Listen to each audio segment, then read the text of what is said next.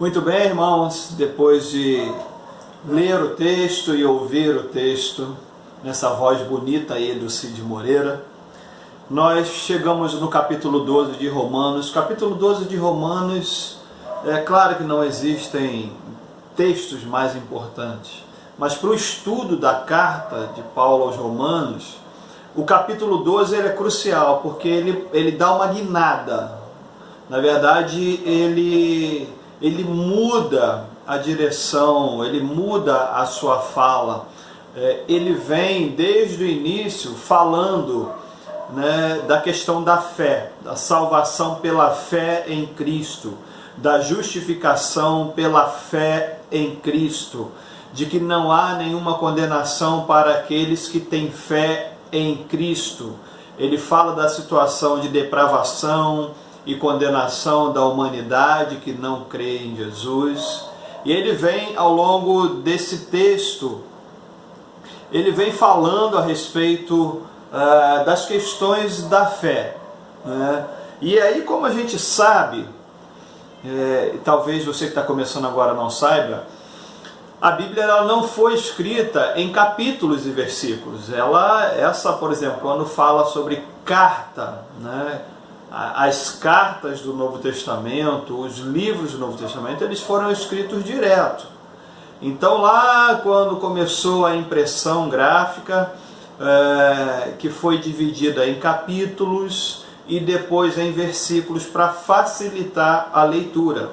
Mas, por exemplo, quando Paulo escreve a carta aos Romanos, ele não bota lá capítulo 1, capítulo 2, capítulo 12. Não, ele começa escrevendo a carta e vai embora. É uma carta sem interrupção.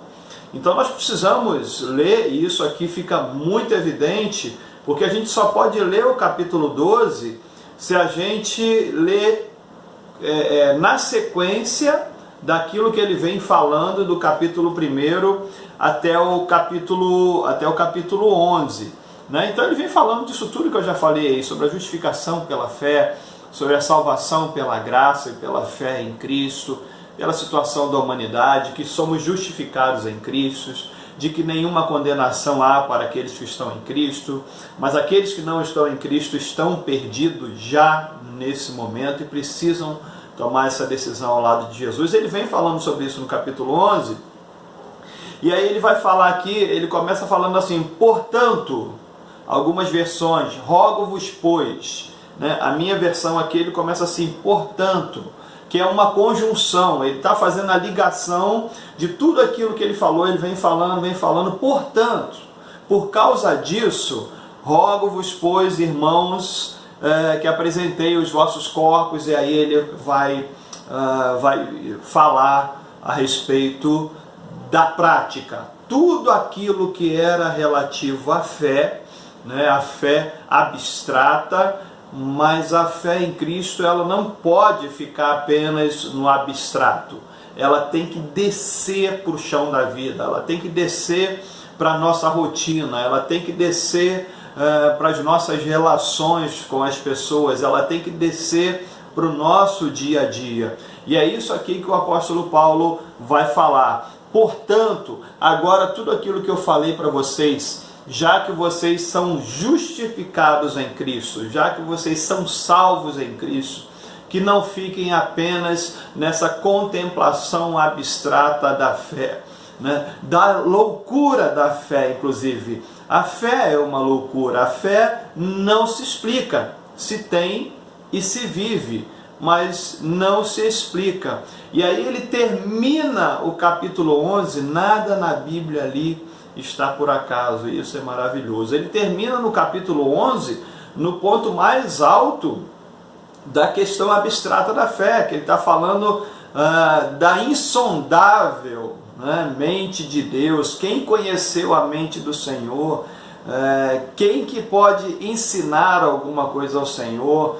Da insondável soberania de Deus. Ele vai falar no finalzinho do capítulo 11 sobre a inexplicabilidade de Deus. Não se pode, não se tem como explicar a Deus, não tem como sistematizar quem é Deus, não dá para dizer quem é Deus. Deus não se encaixa nessa caixinha da nossa mente. A gente entende um pouquinho a respeito de Deus pelaquilo que Ele se revela na sua palavra, mas explicar e definir a Deus é impossível. E aí ele sai disso, desse ponto alto aí da fé, do abstrato, e traz agora para a vida. E ele começa dizendo: portanto, por causa disso que eu falei para vocês, que vocês já aprenderam, rogo-vos, pelo amor de Deus. Paulo aqui, ele vai rogar, ele vai pedir, ele vai suplicar assim, do mais profundo do ser dele, por mais profundo do coração. É uma palavra que vem de dentro, e ele vai dizer: por isso, irmãos, pela compaixão do Senhor, como se fosse uma palavra do próprio Espírito Santo falando a gente, de tão profundo, de tão verdadeiro que é essa palavra. Ele vai falar primeiro sobre apresentar o nosso corpo. Nosso corpo aqui não é só o nosso físico, mas é o homem integral, né? O nosso emocional, é o nosso espiritual e é o nosso corpo físico também. Apresentei os vossos corpos em sacrifício vivo, santo e agradável a Deus. E isso é maravilhoso. Deus nos quer por inteiro. Não adianta somente a tua parte espiritual estar ligada ao Senhor se o teu corpo anda ao contrário disso. E aí, se tratando de corpo, a gente pode levar para uma série de questões, né? Questão do testemunho, né? Questão de onde você anda, com quem você anda, como que você anda. Eu tenho uma crise seríssima, eu não sei se eu estou ficando ultrapassado, eu creio que não. Eu entendo que a palavra do Senhor nos ensina isso em relação às nossas vestimentas, né? Nós vivemos um tempo muito difícil, em que se fala muito pouco sobre isso na igreja, e eu não posso correr disso, eu não posso deixar de falar disso em relação às nossas vestimentas, né? Principalmente em relação à ala feminina, né? A mulher vem se tornando, e vem inclusive apoiando isso, de se tornar um produto, né? A erotização da mulher, a mulher como um objeto para ser usado. Isso é completamente fora, avesso ao Evangelho, né? E a mulher se vestir de forma provocativa, né? Fazendo o apelo sensual, a sexualidade.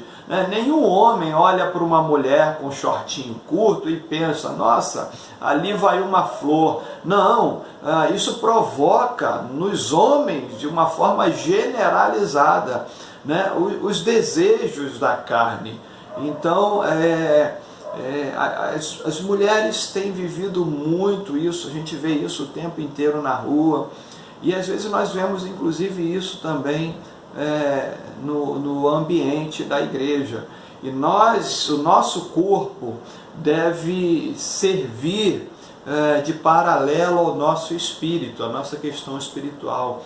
Então o nosso corpo deve ser santo, a nossa mente deve ser santa, os nossos pensamentos devem ser puros, as nossas atitudes, as nossas palavras, tudo isso deve ser oferecido como culto ao Senhor, né? Ele vai falar aqui: não vos conformeis com este mundo, né? Não tomemos a forma dos padrões do mundo. Falei a respeito das vestimentas, não é porque as mulheres, né, que não conhecem a Jesus andam de roupas curtas e provocativas que você tem que fazer isso, né? Para uma mulher ser bonita, inclusive estar bem vestida, ela não precisa estar necessariamente com o seu corpo à mostra. Nós vemos muita gente também, mulheres bem vestidas, que estão dentro da moda, que estão no contexto, né, mas não está no padrão do mundo. Não tomemos a forma do mundo, não façamos aquilo que o mundo faz. É isso que Paulo está dizendo: o mundo jaz no maligno. tudo é voltado para o maligno. É uma preocupação grande nossa, que nós vivemos num tempo de erotização, inclusive de erotização infantil, as crianças, né? A pedofilia, nós vemos isso o tempo inteiro aí, a exploração sexual de imagens de crianças.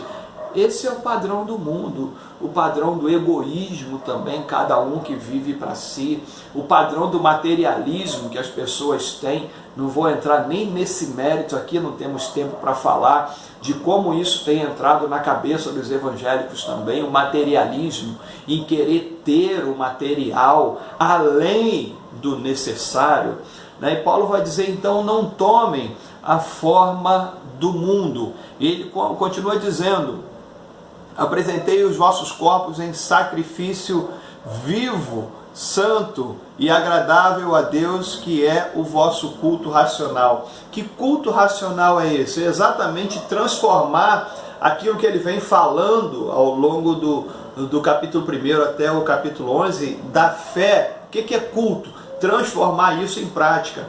Culto não é só aquilo que a gente faz domingo lá dentro do templo, não. Culto é o dia inteiro, é todo dia. Tudo aquilo que você está falando, você está em culto. Aquilo que você está fazendo, você está em culto. As tuas vestes, tudo é momento de culto ao Senhor. Então você traz a tua fé e aquilo invade o teu ser. Esse é o teu culto racional que o apóstolo fala aqui. Não é aquele momento de culto inteligente lá no templo. Não, é que todo dia, o dia todo, a tua vida é um culto ao Senhor. Pastor, mas a gente não peca? É óbvio que a gente peca. É óbvio que a gente às vezes esquece que estamos o tempo inteiro em culto ao Senhor. Mas é para isso que tem a confissão, é para isso que tem o pedido de perdão ao Senhor. Mas o que ele está dizendo sobre culto racional pega tudo aquilo que vocês aprenderam em relação à fé e traz aquilo para o teu dia a dia. Você está em casa com a tua família, você está em culto, você está vendo televisão ou em qualquer outro entretenimento, você está em momento de culto, você está usando as mídias sociais, você está em momento de culto. Quando você começar a pensar em momento de culto na sua integralidade, talvez você não coloque mais as mensagens que você coloca lá no Face, talvez você não compartilhe mais aquelas mensagens que não condizem com aqueles que estão em Cristo no WhatsApp, talvez você pare de ver os programas de televisão que não condizem, porque a tua vida inteira é culto, você está o tempo inteiro na presença do Senhor. E isso que é culto racional. E ele continua dizendo, para que isso? Qual é a consequência disso? Experimentar qual seja a boa, perfeita e agradável vontade de Deus. Nós temos a escolha de andarmos na vontade de Deus ou de andarmos na nossa vontade. Mas se você andar na tua vontade, é exatamente o inverso da vontade de Deus, a boa, perfeita e agradável. Por mais aparente que seja a tua vontade, as tuas intenções, você é contaminado pelo pecado. Então, a sua vontade também é. A sua vontade não vai ser perfeita porque você não é perfeita. A sua vontade jamais vai ser absolutamente agradável, plenamente agradável, por causa da corrupção do nosso ser. E ele vai dizer que a consequência de andarmos o dia inteiro na presença do Senhor é nós experimentarmos qual seja a boa, agradável e perfeita vontade do Senhor. E qual é essa boa, perfeita e agradável vontade do Senhor? É o resto que ele vai falar. É tudo aquilo que ele vai dizer aqui a respeito no capítulo, do versículo 9 até o versículo 21. Na verdade, ele começa falando qual é a boa, perfeita e agradável de Deus. Que a gente não se conforme com o mundo, não tome a forma do mundo, não siga os padrões do mundo. E aí, ele vai falar a respeito do ministério, de que nós somos corpo de Cristo, cada um de nós é membro do corpo de Cristo, cada um tem uma função. E ele inclusive diz aqui, ninguém saiba além do que convém saber. O que ele está falando aqui? cada um de nós tem o dom, e ele vai falar sobre o dom de ministério, sobre o dom da liberalidade, o dom da profecia, o dom da exortação. Cada um tem uma função dentro da igreja, dentro do corpo de Cristo, para abençoar a vida do outro. Só que ninguém é mais importante do que ninguém. Cada órgão nosso está no seu devido lugar, para a sua devida função, e a nossa unha tem a mesma função e tem a mesma importância, aliás, do que qualquer parte do nosso corpo.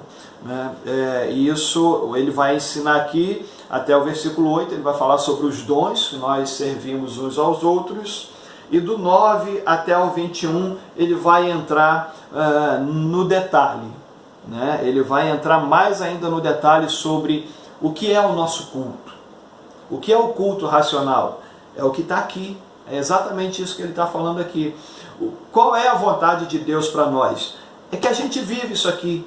A gente às vezes pensa que a vontade de Deus é aquela vontade que vai nos levar para a riqueza, que vai nos levar para o conforto. Não, a vontade de Deus é que a gente ande nesse caminho aqui. Quando você vive a tua vida de acordo com esses padrões que estão aqui, a partir do verso 2 e do verso 9 até o verso 21, você vai ter uma vida de satisfação plena, satisfação de verdade. Você vai ser um bem-aventurado, você vai ser um feliz. Então o que você deve fazer aqui? Marca como se fosse uma opção aqui, como se fosse uma prova. Marque a opção que você está vivendo. Qual é a situação que você está vivendo hoje? Ele fala, o amor seja não fingindo. Você finge que ama alguém, e ele vai dizer aqui, não seja assim. Se você tem alguém, ou diz que alguém é teu amigo, que diz que alguém é tua amiga, mas você não é fiel, você fala mal, você julga mal, você tem inveja, é o que ele está dizendo aqui. O amor não seja não fingindo. Ele está falando aqui de fidelidade relacional. Nós devemos ser fiéis uns aos outros. Então, se você vive essa opção, marca e muda a tua atitude e coloca a tua atitude nesse padrão aqui. Aborrecei o mal e apegai-vos ao bem. Aborrecei o mal significa odiar o mal. Tem alguma coisa na tua vida que não está de acordo com a boa vontade do Senhor, que é propensa ao mal, arranca isso da tua vida, odeia, você precisa odiar isso. Se você está com ódio de alguém, você precisa odiar o ódio que você tem de alguém. Está entendendo, querido? Isso é profundo. E aí você vai passando a sua vida aqui, amai-vos cordialmente, uns aos outros. Ele fala de um amor verdadeiro. Não sejais vagarosos no cuidado, não cuida um do outro, naquela lerdeza de ajudar. Não, mas seja fervoroso no espírito também, servindo ao Senhor. E aí ele vai falando sobre a alegria, ele vai falar sobre a tribulação, ele vai falar sobre repartir com os irmãos que estão vivendo, passando necessidade. Abençoai os que vos perseguem, versículo 14. Abençoai e não amaldiçoeis. Você tem abençoado alguém ou você tem amaldiçoado